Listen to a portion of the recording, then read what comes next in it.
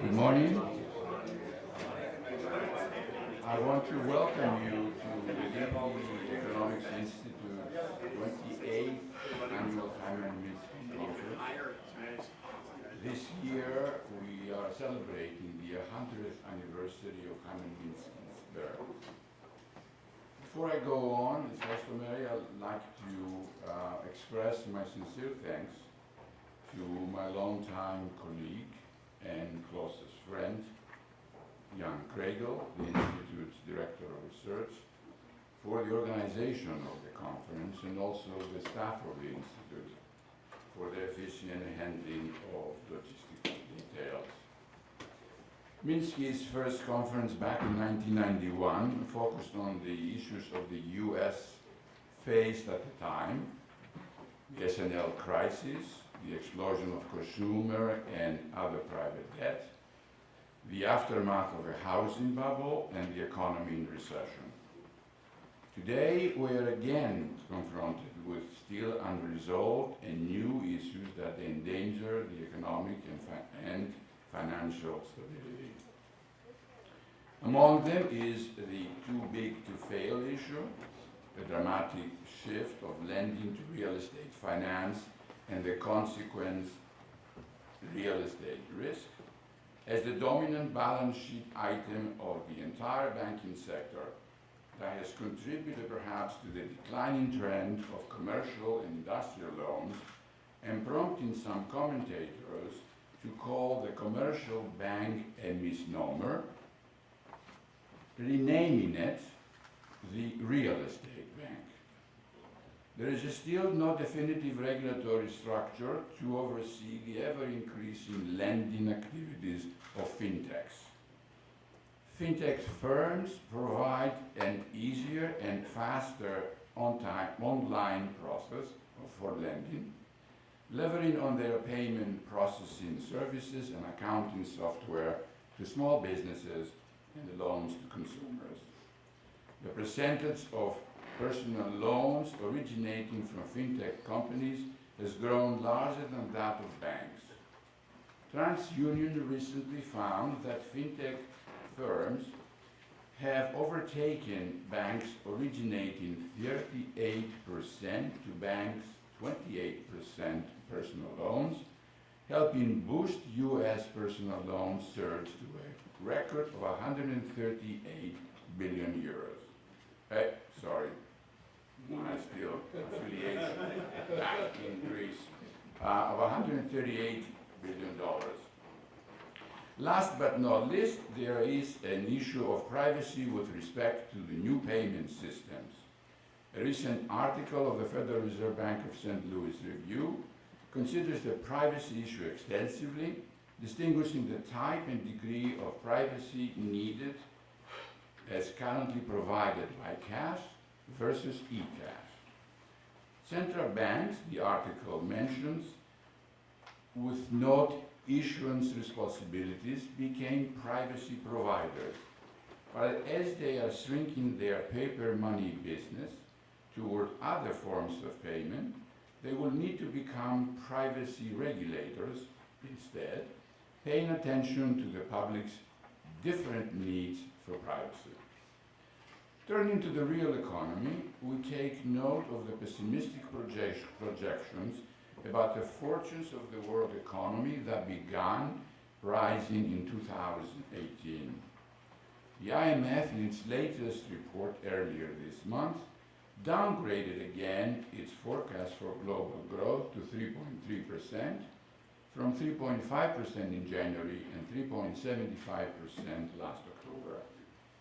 Recent data, more so in manufacturing than in services, reveal the weakening economic growth in the US and Europe, the decline in bond yields, the trade wars between America, China, and Europe, and the political and economic uncertainties of Brexit, all contributing to global instability. Moreover, Hungary's Orban and other Eurosceptic leaders' refusal to accept their refugee quotas, together with France and Italy's disregard of the Eurozone budget rules, while borrowing at 2% due to their membership in it, are challenging the EU's legal power. In the words of FT Simon Cooper, and I quote, "Brussels is like a weak school teacher who is losing control over the class."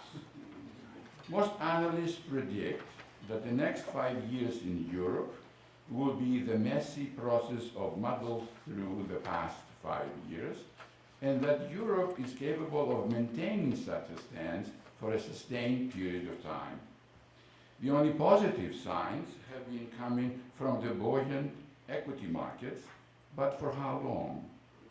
With all this as background, this year's conference theme is to explore the vulnerability of the US economy, evidenced by the worrisome signs of a global slowdown in a period of relatively relaxed monetary policy, fiscal policy conservatism, continuing maldistribution of income and wealth, and ongoing financial structure challenges. Minsky concentrated on the impact of the spillover effects of financial instability on the performance of the real economy, given the prevailing regimes of both monetary and fiscal policy. He was advocating big roles for both government and central bank, which, together with an efficient financial structure, would ensure the economy's capital development, economic growth, and employment. He worried about the tendency of policymakers and economists to choose policies that were relying on market self-regulation rather than a state interventionist structure. In many of his writings about the endogenous generation of instability, he made use of Keynes's view of the dangers of speculation. As a Keynesian, of course, Minsky's policy proposals and advocacy derive from his own interpretation of Keynes. His view diverged from the well-known Keynesian mainstream prescriptions concentrating on fine-tuning of aggregate demand, promoting investment, and instituting welfare statism for the provision of a safety net. He wanted to offer an alternative strategy for the modern financial capitalist economy, and in so doing, he emphasized that fine-tuning was impossible. He relied more on stabilizing consumption and employment rather than investment and the use of appropriate institutions together with a regulatory structure that constrained financial excesses and economic instability. Observing the evolving financial structure, Minsky was concerned with the transformation of the traditional banking system into a highly levered financial system that was fragile and constituted of mainly non-banking institutions, including mutual funds, pension funds, and other shadow banking funds. These funds need to be managed, and their managers presumably operate in the interest of their owners or beneficial owners, but also have their own interests. To earn high fees, they become hungry for higher returns, and with more and more excess liquidity available for placement, they outgrow traditional high-quality stocks and bonds portfolios. As we have seen, and as Minsky predicted, managers of these funds became buyers of specialized instruments and highly leveraged securities. The result, everybody knows, was the explosion of such instruments, together with the gradual adoption of the infallibility of markets by the central banks and the private banking institutions, created a self-regulated financial system which culminated in the global financial crisis of 2008 and the Great Recession. The aftermath, and I quote, of which, as John Cassidy of the New Yorker recently wrote, produced a lost decade for European economies and helped lead to the rise of anti-establishment political movements here and abroad. The financial meltdown of 10 years ago forced the US Congress to reform Wall Street with new rules and regulations for financial institutions and enhanced responsibilities to the Federal Reserve through the passage of the Dodd-Frank Wall Street Reform Act.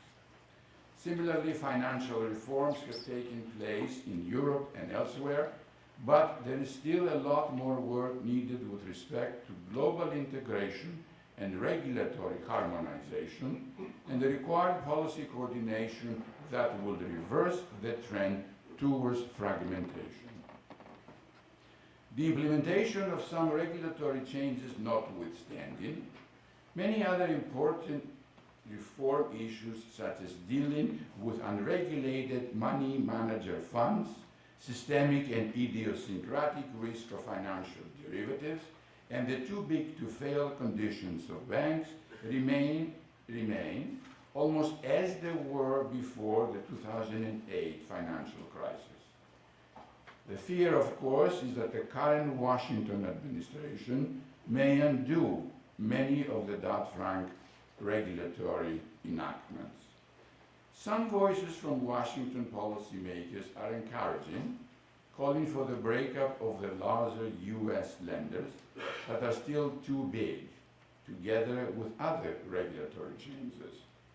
There are, however, and the strongest dissenting voices from the captains of the banking industry arguing that our financial services system is complex and dependent on diverse business models coexisting to effectively serve America's vast array of customers, and the large money-centered banks offer critical services that small banks are unable to provide. We all know, of course, that banks carry an urge to evolve in a way that maximizes revenue, and in so doing often underprice the risk to achieve it, as the cases of JP Morgan's London Whale and the Deutsche Bank's risky positions have shown. Banks, in concert with markets, quickly create newer, riskier, and more profitable products.